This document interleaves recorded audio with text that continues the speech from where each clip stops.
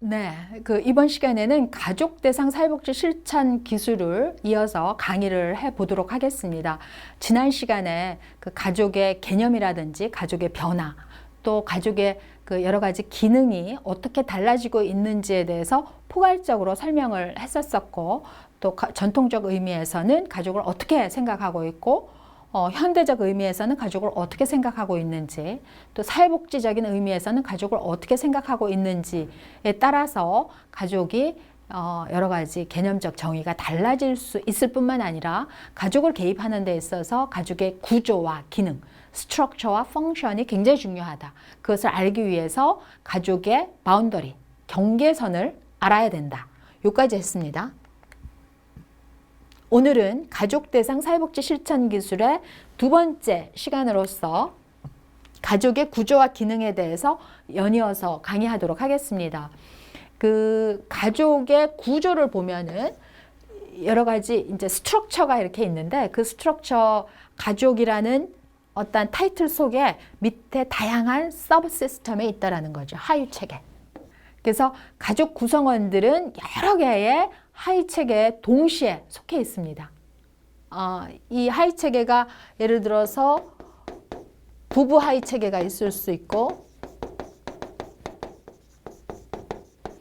그 다음에 부모 자녀 하위 체계가 있고, 형제 자매 하위 체계가 있을 수 있죠.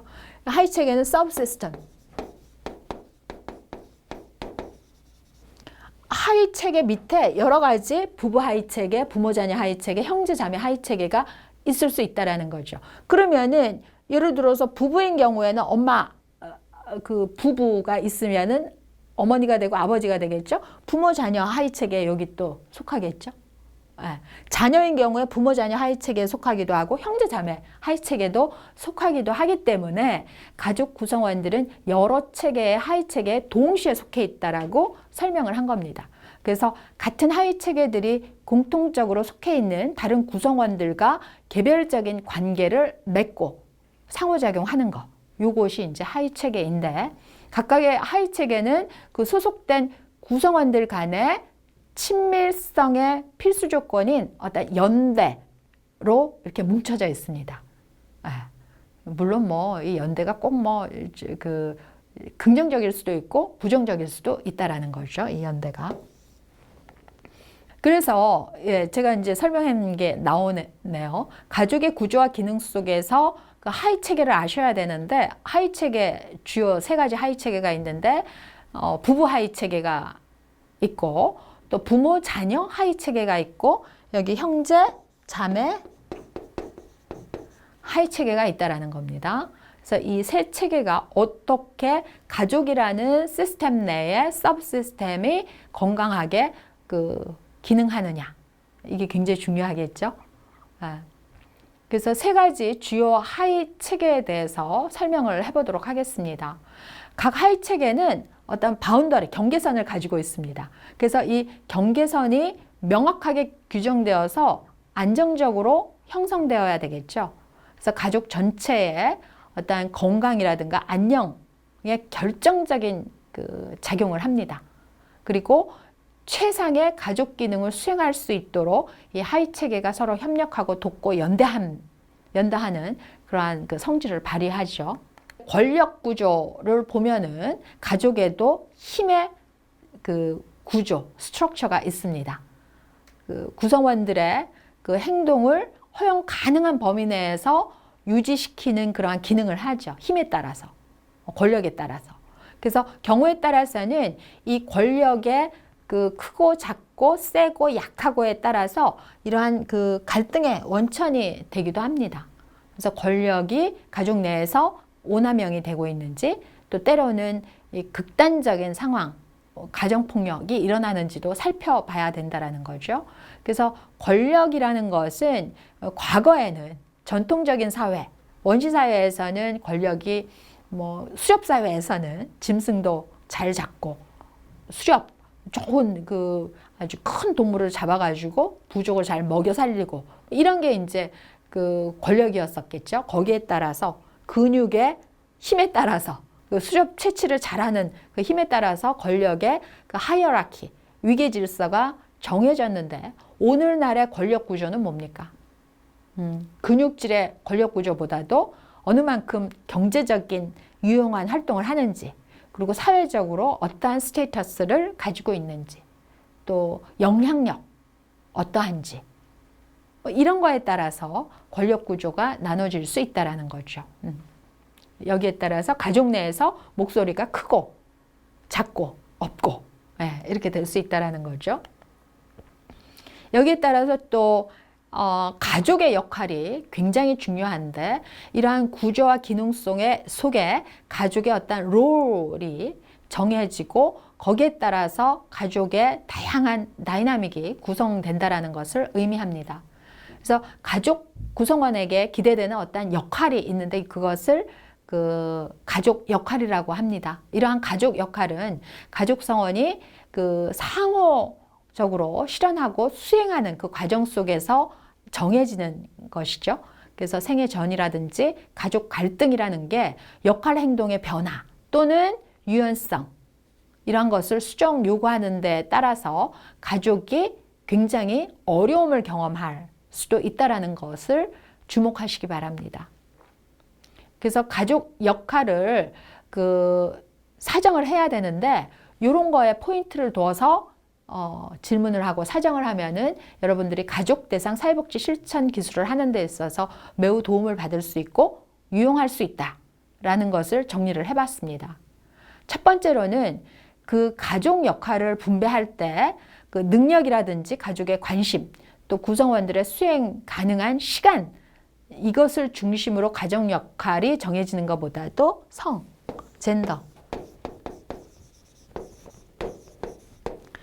젠더의 남성인지 여성인지에 따라서 가족의 역할이 결정된다. 이거 문제가 있다는 거죠.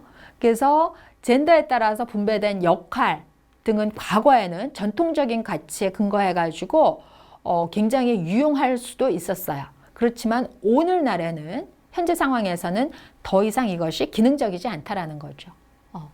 그래서 그 과거에는 바깥 사람과 안 사람을 구분을 했는데 요즘은 그런 게 없죠. 그래서 바깥 사람과 안 사람에 따라서 롤이 다르게 정해졌었는데 오늘날 그러한 젠더에 따라서 역할이, 성 역할이 구분된다. 이렇게 되면은 현대에 이렇게 빠르게 또 그 성평등으로, 인간 평등으로 인간의 그 삶의 질, 그 니즈 중심으로 움직이는 그러한 가족의 역학 속에서는 더 이상 유용하지가 않다라는 겁니다.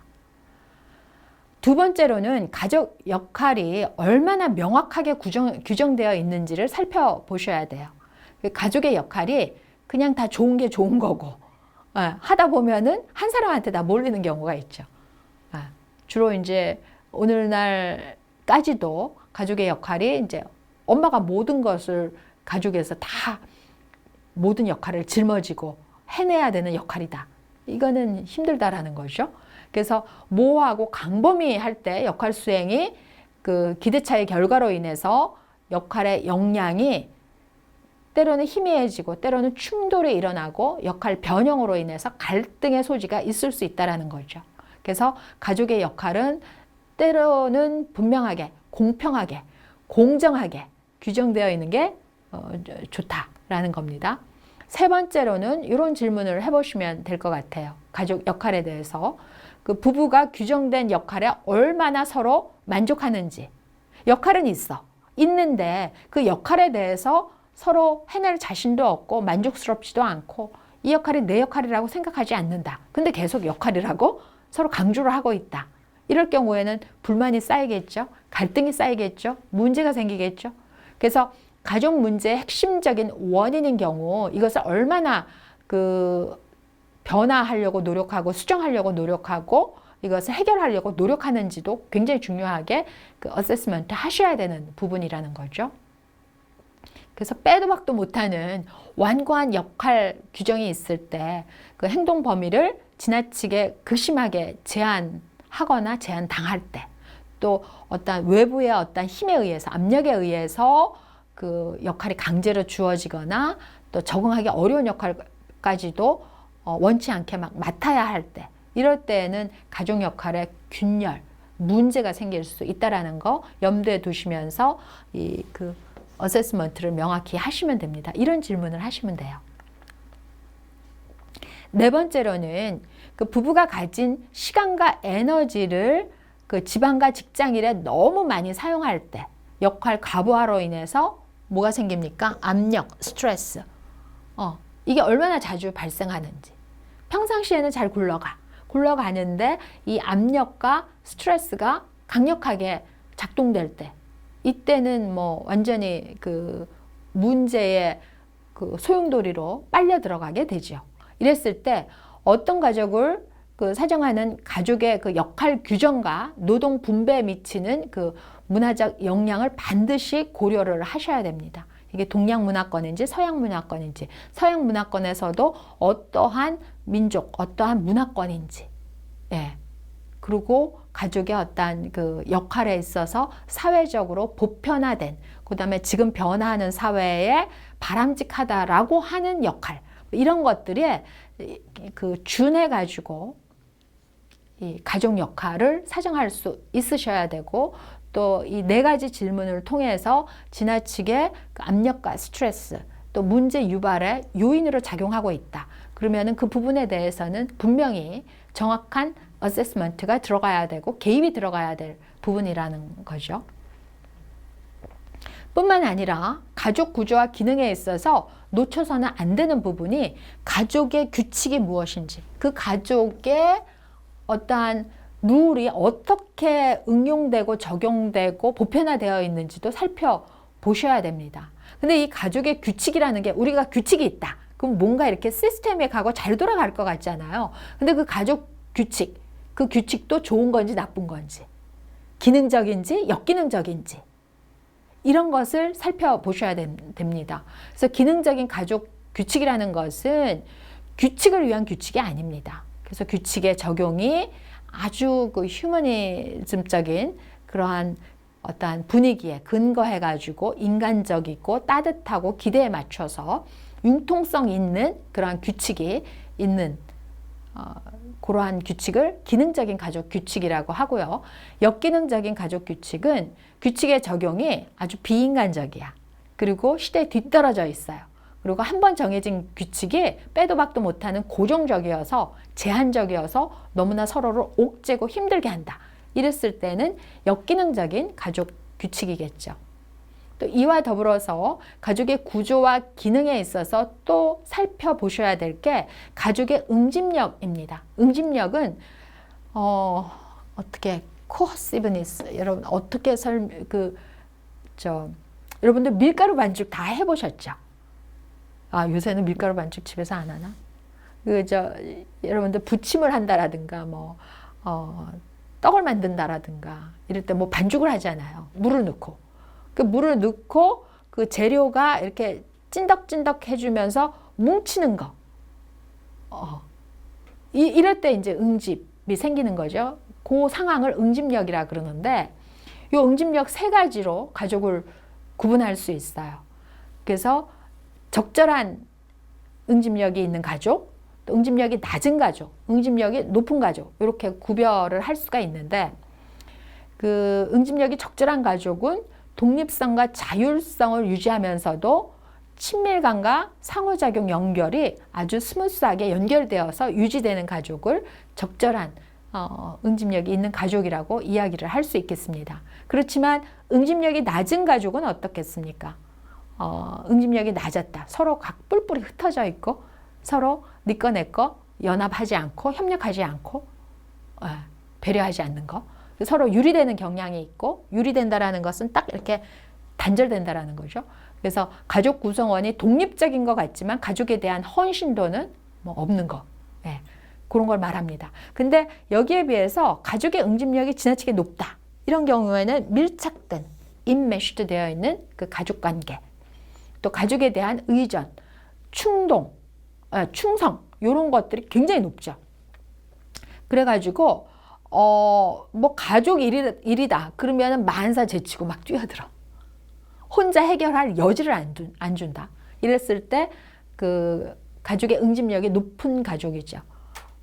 이런 가족은 독립성과 자율성은 또 상대적으로 좀 낮을 수 있겠죠.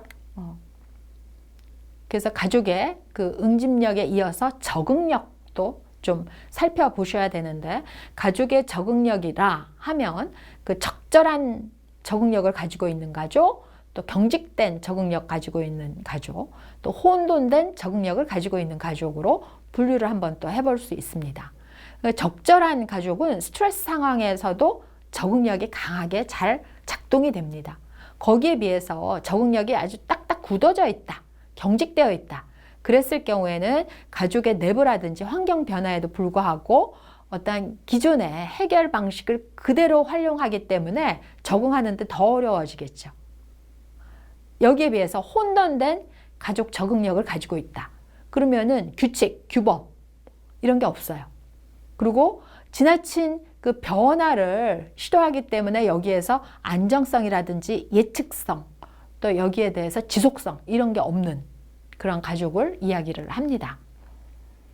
그래서 가족의 구조와 기능에서 이러한 가족의 스트럭처가 있고 그 속에서 다양한 다이나믹이 일어나는데, 그 다이나믹이 일어날 때 가장 많이 사용하는 게 의사소통이죠. 그러면은 그 의사소통도 탐색해야 되는데 이 4가지 정도 탐색하시면은 답이 나와요. 첫 번째로는 그 가족의 의사소통에 어느 만큼 일치성이 있는지. 네. 그 의사소통 시에 언어적인 수준이라든지 비언어적인 수준, 또 상황적 수준, 이런 것들이 메시지하고 어떻게 일치를 하는지, 일관되게 들어맞는지. 이 따로 노는 가족은 문제가 있다는 거죠. 네. 두 번째로는 명확성을 보셔야 됩니다. 그래서 그 상대방에게 메시지를 전달할 때, 이 생각, 이런 거 전달할 때 아주 그 모호하게 전달을 한다. 이걸 하라는 뜻인지 말라는 뜻인지, 하면 안 된다라는 뜻인지, 하면은 큰일 난다는 뜻인지, 좋다라는 뜻인지, 이게 감정을 모호하게 전달하면은 문제가 생기겠죠. 그렇기 때문에 이 커뮤니케이션에 있어서 감정을 모호하지 않게 분명하게 전달하는지 이것을 살펴보셔야 된다는 거죠. 또 가족의 의사소통 중에서 수용성을 살펴보셔야 됩니다. 수용성이라는 것은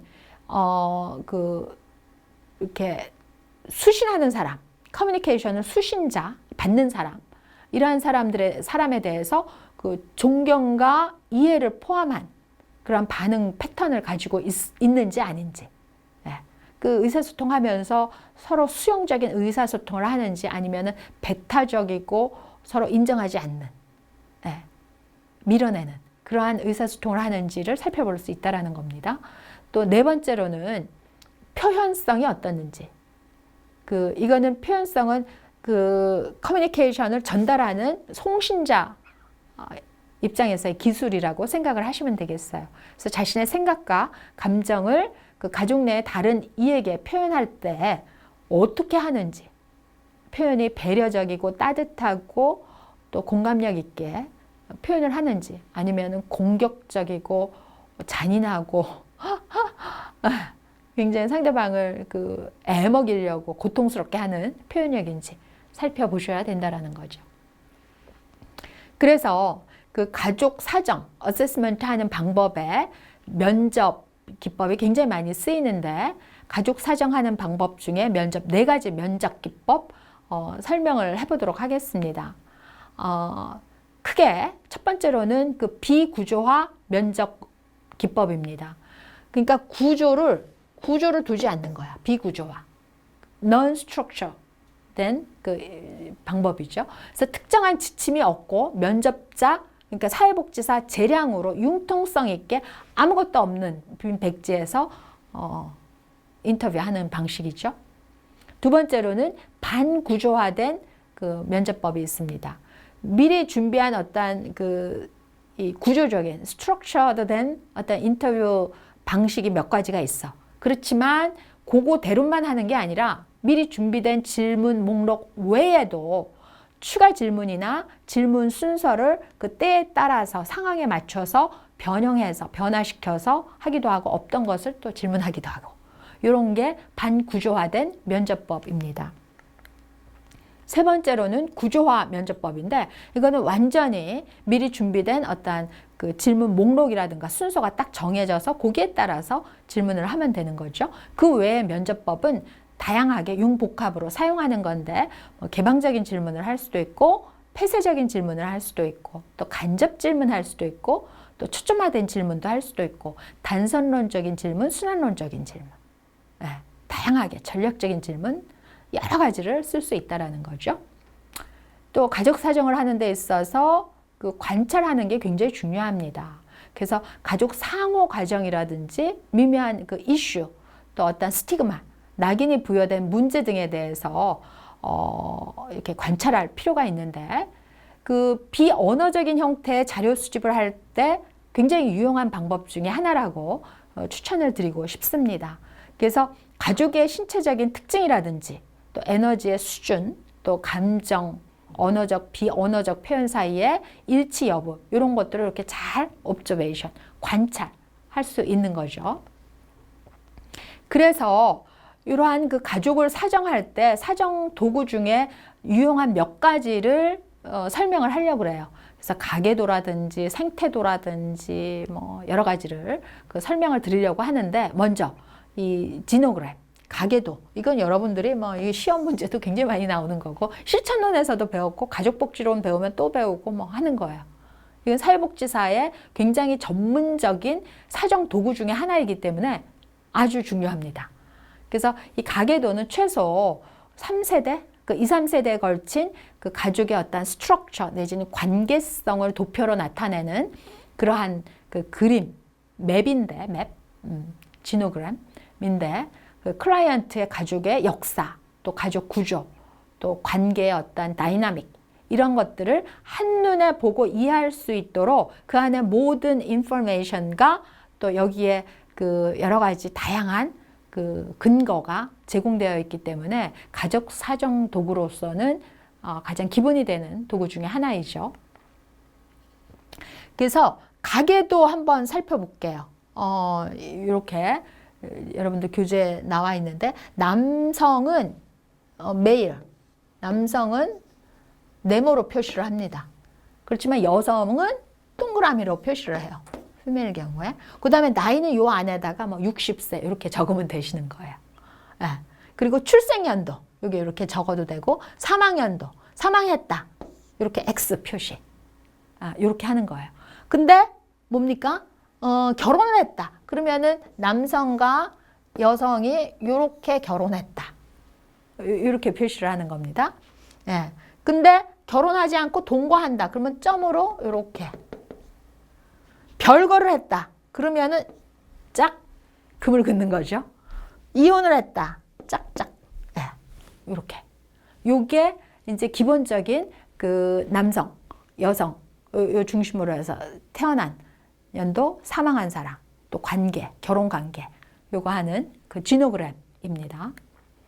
그래서 이 지노그램은 자녀들의 그 출생 순서에 따라서 그 이쪽에서부터 그 왼쪽에서 오른쪽으로 나가는 겁니다. 근데 이제 재미있는 게 여기 이제 아버지, 어머니 여기 재미있는 거 요것도 보세요. 뱃속에 있는 아이, 임신한 자녀, 셈으로 표현하는 거죠. 쌍둥이, 그쵸? 남자 쌍둥이, 여자아이 쌍둥이. 이렇게 있을 수 있습니다. 그리고 여기 보면 입양한 자녀인 경우에 이렇게 점을 이렇게 하고 위탁 자녀인 경우에는 땡땡땡땡 자녀 이렇게 표시를 합니다. 그리고 가족 사정 도구에서 지노그램에서 서로의 관계성을 어떻게 표시를 하느냐. 요것도 친밀한 관계는 두 줄로 표현을 하죠. 서먹한 관계는 한 줄. 그렇지만 친밀하지만 갈등이야. 두 줄에다가 완전히 갈등. 이렇게. 그리고 그 한 사람한테 초점이 집중됐을 때는 화살표로 이렇게 하는 거죠. 그리고 속박의 관계는 속박. 이렇게 서로 이렇게 꽉 묶어가지고 오도 가도 못하게 하는 거 있죠. 바인딩 하는 거. 속박의 관계. 그리고 갈등이 있으면 이렇게 번개 치는 것처럼 지지지직 이렇게 되는 거죠. 그 속박과 갈등의 관계는 줄 세 줄에 왔다 갔다. 예. 단절된 관계는 완전히 끊어졌어, 다리가. 예. 이런 관계로 표시를 합니다. 그래서 가족 사정의 그 유용성이 다양하게 있는데 여러분들이 요 유용한 것을 기억을 하시면서 지노그램을 어떻게 표현을 해야 될지를 다음 시간에 더 보완을 하고자 합니다. 지노그램은 그 가족이 경험하고 있는 반복되는 유형을 확인할 수 있기 때문에 또 가족에 관한 어떤 구조적, 관계적, 기능적 정보를 다 담고 있기 때문에 그 가족 실천 대상에 있어서 굉장히 유용한 도구이고요. 또 세대 간에 반복되는 유형이라든지 강점, 뭐 가정폭력, 자살까지도 다 표현되기 때문에 굉장히 유용한 도구다. 라고 생각을 하시면 되겠습니다. 따라서 이 두 번째 가족 대상 사회복지 실천 기술을 마무리하려고 하는데 가족 대상 실천 기술에 있어서 기호도 잘 아셔야 되고 또 여러 가지 커뮤니케이션 스킬 체크해 봐야 될 거 기억하시면서 이번 시간을 마치도록 하겠습니다. 감사합니다.